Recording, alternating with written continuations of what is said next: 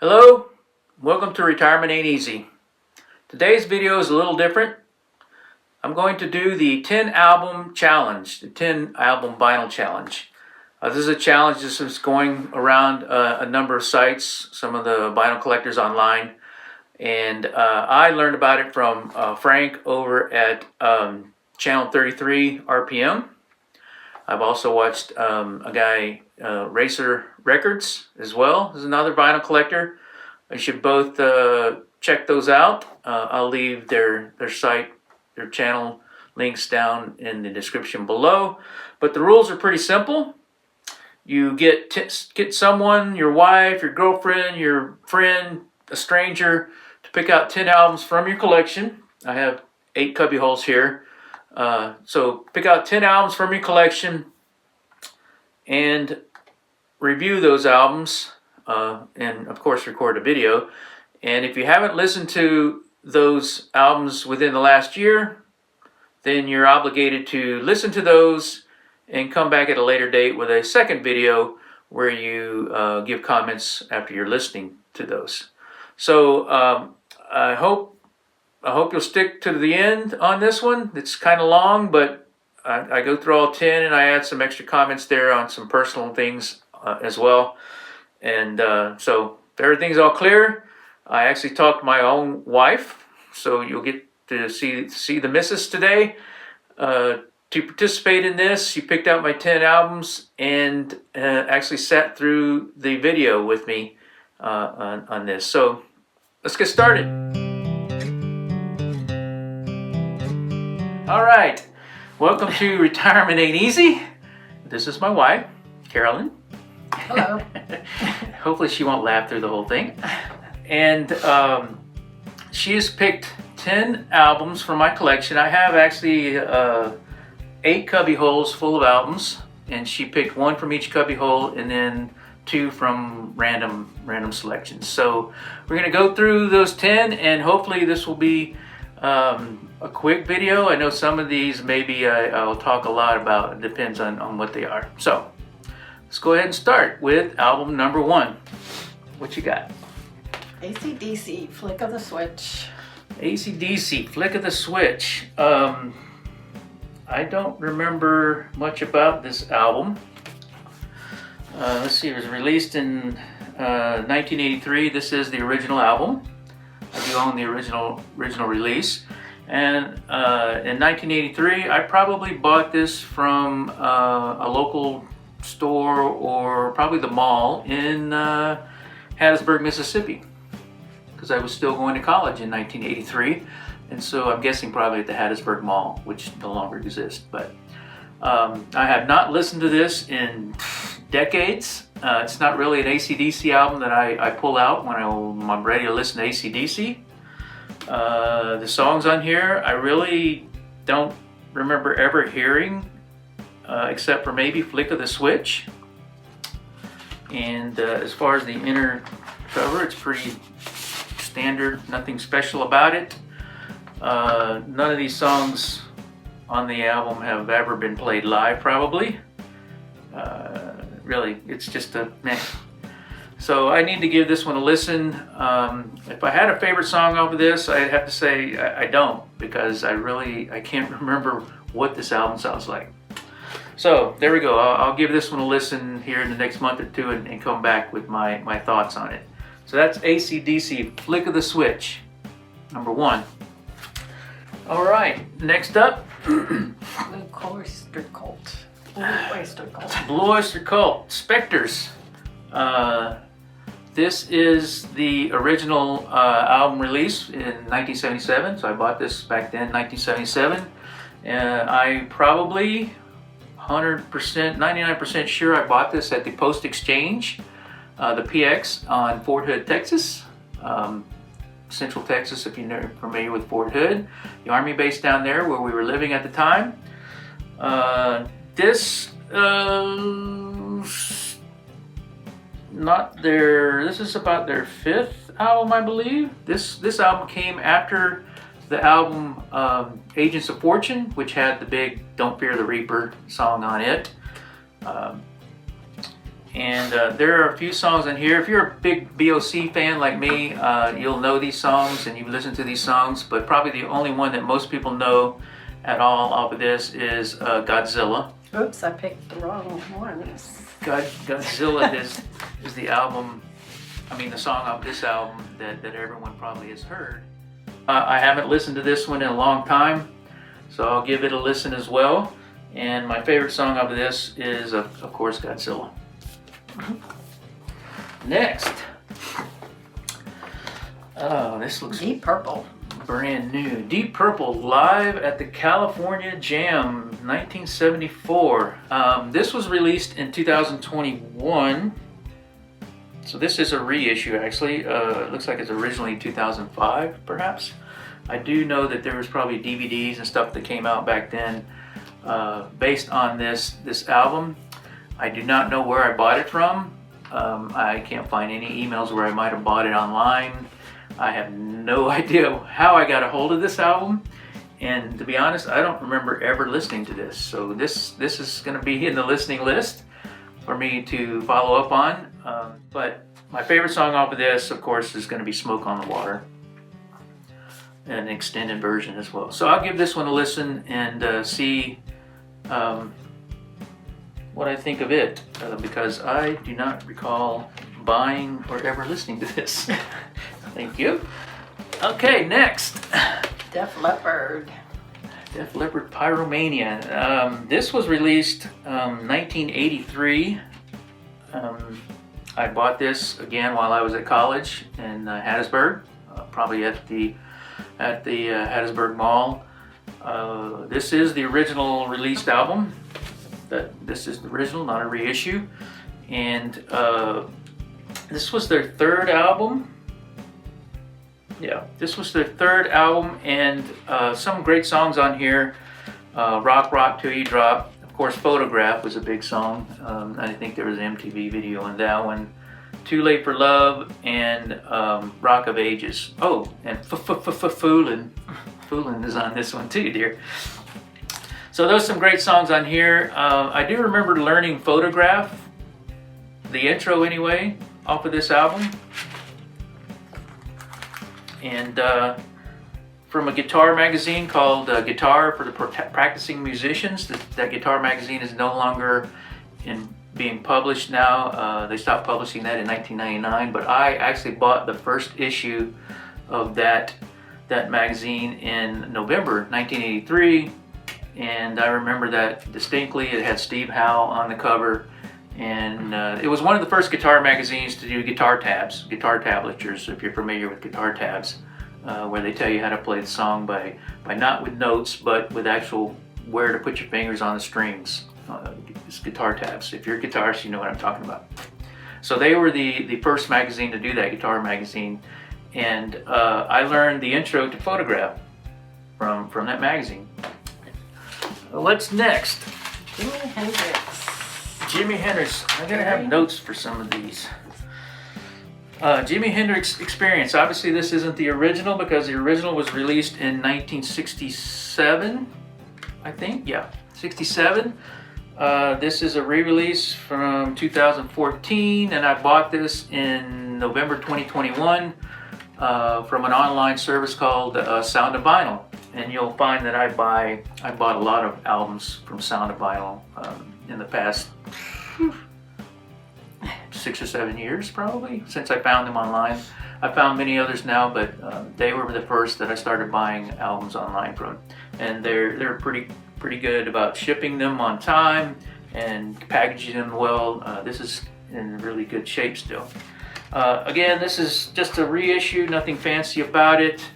I haven't listened to this in the past year. This is a must album if you're a guitarist. Jimi Hendrix albums, of course, are. This album has, of course, Purple Haze, Hey Joe, Foxy Lady, Fire. These are some of my favorites. And Are You Experienced? I played all three of those songs in my post-high school band, Second Chance. So my favorite song off of this is... I don't know. Foxy Lady. And if you remember Wayne's World, and the Foxy Lady with Garth. Foxy Lady. That was when they were at Tim Hortons. Anyway, that's album number 5. 1, 2, 3, 4, 5. Number 6. Just picked a lot of these because you played Oh. some of the songs. And Wow. a chance. Jesus Christ Superstar. The soundtrack. Now this isn't the original. This is the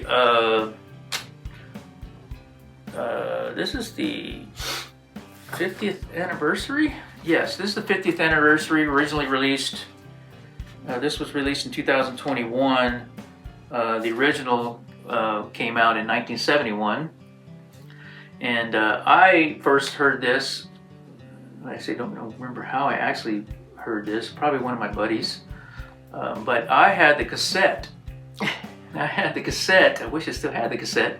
I had the cassette of this, and I would listen to this constantly in my car, my first car, the Chevy Monza. Remember the Chevy Monza?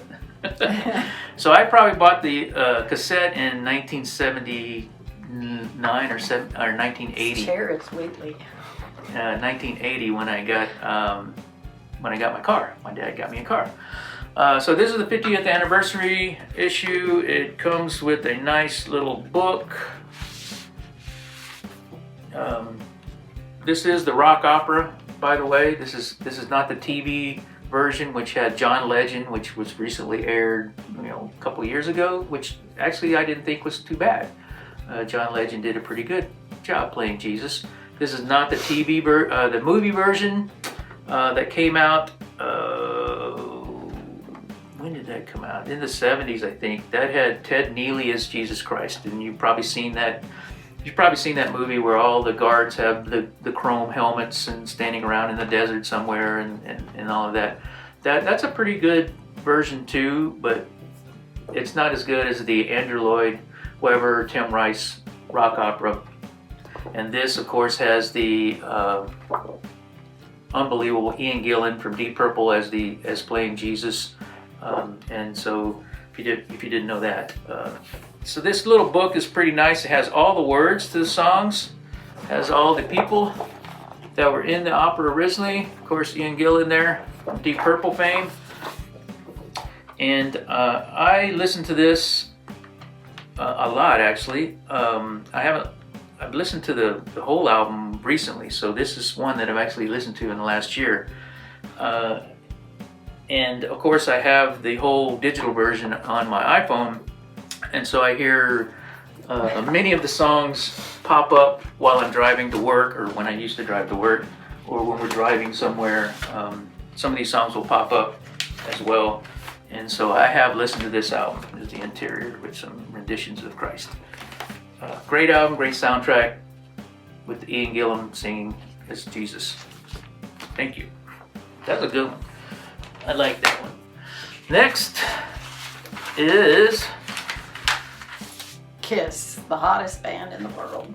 Oh, we had to do a Kiss, didn't we? You picked a lot of double LPs here for some reason. Kiss Destroyer. Now this isn't the original. This is the 2021 45th anniversary deluxe edition release. The original, of course, was released in 1976. I had that version. The original was released, and then I remember buying that original version from the Post Exchange, the PX, on Fort Hood. And I remember the inner sleeve, which this one actually has a replica of that original inner sleeve. But I remember the inner sleeve first announced Kiss Army. Remember, this is 1976. Kiss Army come out, and I joined the Kiss Army in 1977. Sent in my money and got my little goodies from them. Since I've joined it numerous times over the years, but I'm not currently a paid member of the Kiss Army. Let's put it that way. I also have the words to Detroit Rock City on the other side. So that is a exact replica of the original Destroyer album. So disc 1 is a remastered version of the original Destroyer. Disc 2 comes with some pictures, which are pretty cool. and some picture. Can you see the pictures? I'm not even showing them. And then there's pictures of different tickets, and of course includes a disc, title sequence booklet. On this disc, the second disc, this is a lot of demos from Gene and Paul, and some different variations of the songs. Probably one of the cool ones is an acoustic version of Beth. It's on there. That's pretty cool.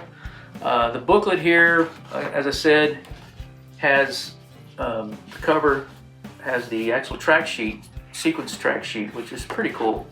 And then inside is lots of cool pictures, a little story about the recording of it, and of course, if you're a Kiss fan, you know Bob Ezrin was the producer of this, and so Bob Ezrin's hands are all over this album. And this album just kicked Kiss into the stratosphere, of course, with Beth being one of those deals. But this is a nice little booklet to accompany that. That goes with this. I also have the Kiss Destroyer remastered version with the other version of the picture that was done by can't remember his name now. I have to look that up. Anyway, I have not listened to this recently, at least not in the last year. So I'll have to give this one a listen, including the second disc as well, and come back with comments on that. So that's Kiss Destroyer 45th Anniversary Deluxe Edition. All right. Are there any Kiss albums you don't have? Some of the newer ones like Monster and Sonic Boom I don't have on vinyl. All right, Motley Crue. next, Motley Crue, Theater of Pain. Now, I was a big Motley Crue fan, and I actually bought the first album, and I think I still have the first original album. I bought that. I distinctly remember buying that at the Hattiesburg Mall. I'm a little disappointed in Motley lately with what they've done with Mick Mars, but you know, that's Nicky Sixx. He's become well, let's just leave it at that. This album was released in 1985. This is the original album, and I probably bought this at a mall store, record store in the mall here in Dallas, in the suburbs we live in. This Probably was Collin released Creek. 1980, yeah, probably Collin Creek Mall. Or since this is from Columbia House, Richardson Square Mall. this could be from the Columbia Record Club. Remember, Columbia Record Club, you would get 11 albums for 10 cents and then commit to buy 5 more at inflated prices. Well, I did that a number of times. I also did the BMG Club. At one time I was doing Columbia Record Club and BMG, especially back in the early 80s when I was still in high school, college. But there's 2 songs on here that really stand out. Of course, Home Sweet Home is the big one that everybody knows and had the video on MTV. And then Smoking in the Boys' Room, which is a remake of the Brownsville Station song. So that's really the only 2 on here. Otherwise, the rest of the album is meh. So if I had to pick a song, favorite song off of this, it would be Smoking in the Boys' Room. And that's not even a Motley Crue song. So that's Motley Crue, Theater of Pain. And that was album number 8. Yep. 2 more. Another double album. This is not the original, of course. I had the original, unfortunately. In fact, I had the original of a number of these. This one was originally released in 1976.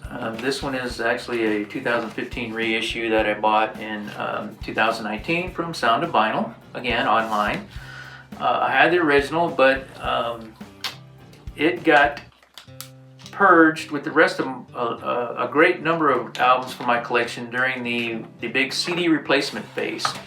When CDs came out, you bought the CD version and you're like, oh, you know, vinyl's never coming back.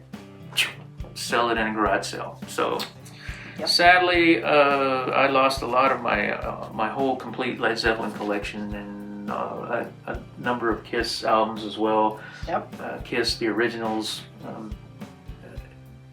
Probably If I sold keep for talking about $1. it, if I keep talking about it, I'll cry. My post-high school band, Second Chance, did a number of songs off of this. We could have been a Rush tribute band for as much as much songs as we did from Rush. We actually did the whole 2112 at one point in some sets, and we did a lot of the songs off of here. They're Working Man, Finding My Way, Fly By Night, In the Mood. We did all those songs in a Rush medley that we would play when we played live.